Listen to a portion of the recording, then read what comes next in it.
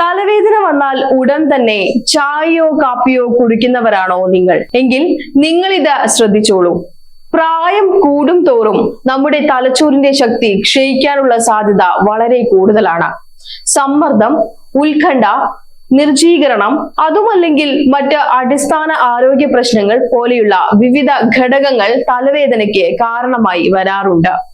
നിങ്ങളുടെ തലവേദന നിർജ്ജീകരണം മൂലമാണെങ്കിൽ ചായയോ കാപ്പിയോ കുടിക്കുന്നത് അത് കൂടുതൽ വഷളാക്കുകയാണ് ചെയ്യുന്നത്.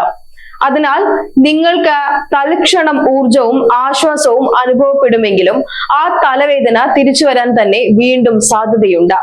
തലവേദന ഒഴിവാക്കാൻ ചായയ്ക്കും കാപ്പിക്കും പകരമുള്ള ഒരു മാർഗമാണ് നിങ്ങൾ പരിഗണിക്കേണ്ടത്. ശരീരത്തിൽ ജലാംശം നിലനിർത്തേണ്ടത് പ്രധാനമാണ്. അതിനാൽ തന്നെ ധാരാളം വെള്ളമോ മറ്റ് ജലാംശങ്ങളോ അടങ്ങിയ ഭക്ഷണങ്ങളോ കഴിക്കുക.